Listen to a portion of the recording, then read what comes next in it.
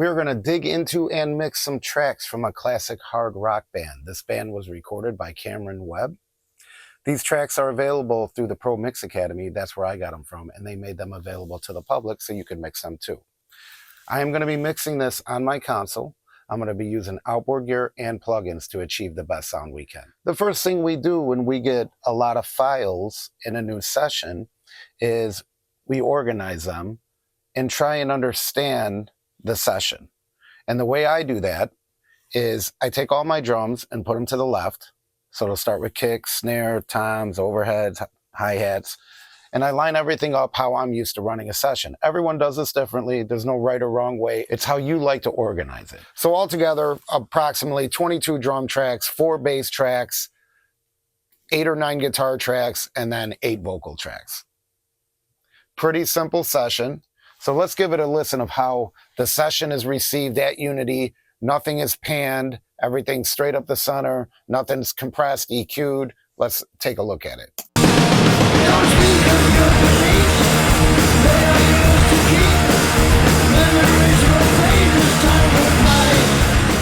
We're going to mix this and get everything in order. All the organizing and housekeeping that you do in the box is done. Everyone does that differently. I didn't want to spend a lot of time on it because I want to get to the fun stuff, which is hearing the audio. So all those instruments are now spread across my board. I have them labeled right here, and I'm going to start doing things like this. I usually start with the drums, but here's an example. I'll play some guitars that I've signed to 15 and 16, and we're going to pan them.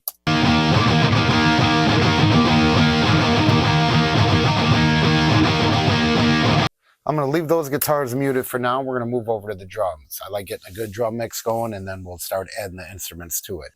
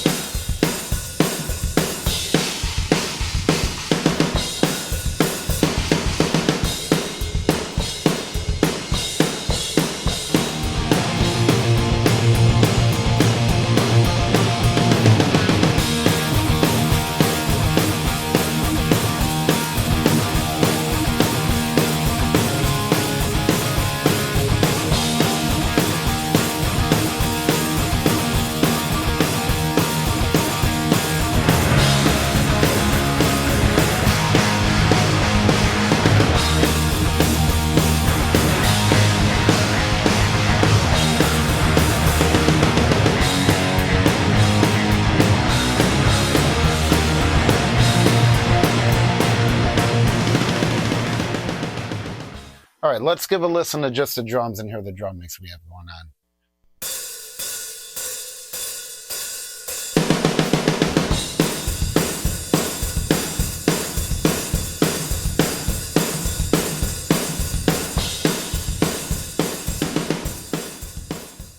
Okay, let's listen to just these room mics. There's a group of 4 room mics that I have assigned to 11 and 12, and channels 11 and 12 are hard pan left and right. The more room you add, the more chaotic it sounds, and you lose definition of the kick and the snare. So when you balance it out, you want to make sure you're not losing too much definition, but you're still getting that aggressive pumping room sound, which Cameron did a great job recording this. He used 22 mics on the kit. It gives us a lot of options to sculpt the drum kit.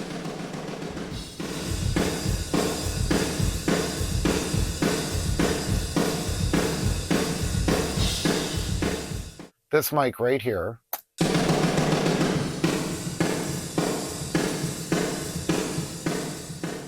is an awesome drum room sound. So I want to hear that with the rest of the kit. So I'm going to mute the other 3 drum room mics and just hear that drum room mic with the rest of the kit. Here we go.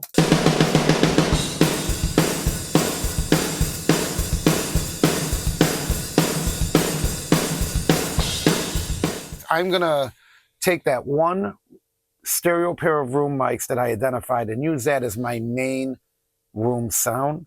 I'm actually just going to make these other 3 room mics inactive for right now because I am just can do the job that I need to do with that one stereo room mic.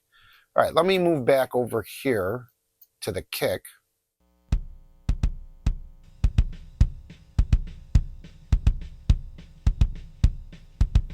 All right, and now let's move on to the snare, see what we got going on. Here's the snare top and bottom, and I'm going to add the sample that he has here in the tracks.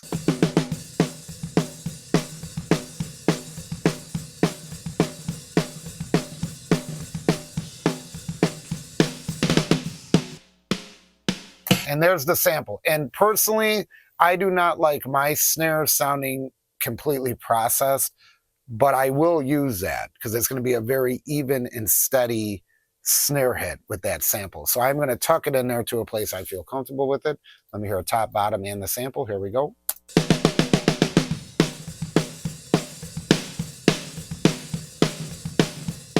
Okay, and then there's another room snare here. I want to hear this, and we'll tuck that into the rest of the snare. Let's hear it soloed. Sounds like another sample to me.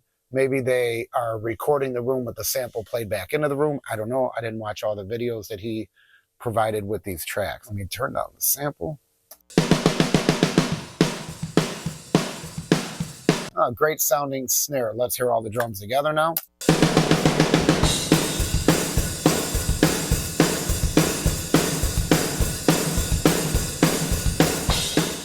So I did not notice any tom hits throughout this whole song. And there is 1, 2, 3, 4, 5 tom mics. I'm leaving them in there because that's adding ambience too to the kit. So there is 5 tom mics right here. And I have them panned basically audience perspective. There is 3 overheads. Let me solo them out. Left, right, and center.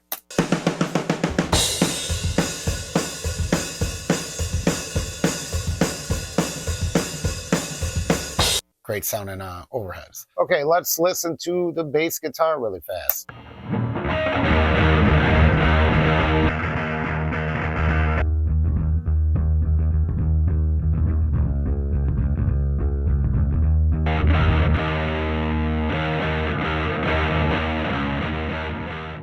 Okay, now we're going to move over to the guitars.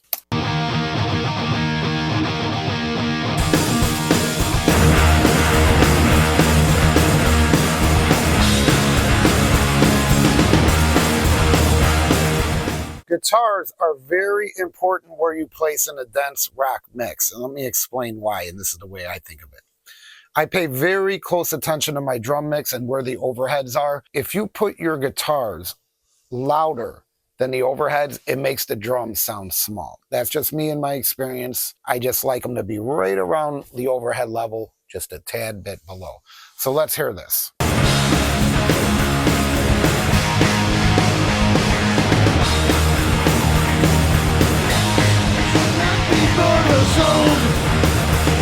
You need an open mind, shiver up your spine, the electricity deep in your soul.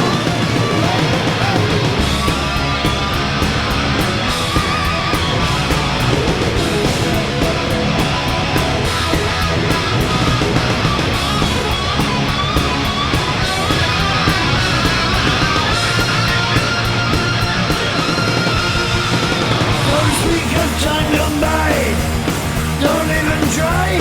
My memories are skulls and vultures in the sky. I remember everyone, told what's ever done. Now I am the only one passed by.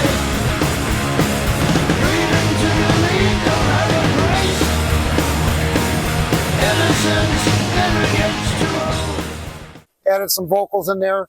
Notice that I have not reached for a compressor or EQ yet to this point. Because what I'm trying to do is get a balance of all the instruments and the music and then get the vocals in there where I feel like they should be. And then when I start shaping with EQ and compressing to make things even, things are going to get tighter, things are going to get wider, things are going to get better. So right now, I feel like we're in a pretty good place. The vocals definitely need some work. Guitars sound a bit muddy. Drums sound awesome. Bass guitar needs some work. But at this point right now, we have not added any compression and EQ, whether it's a plug-in or outboard gear. And that's what we're going to do next. Don't speak of your beliefs, they are yours to keep. Memories will fade as time goes by. Remember just yourself, me or someone else.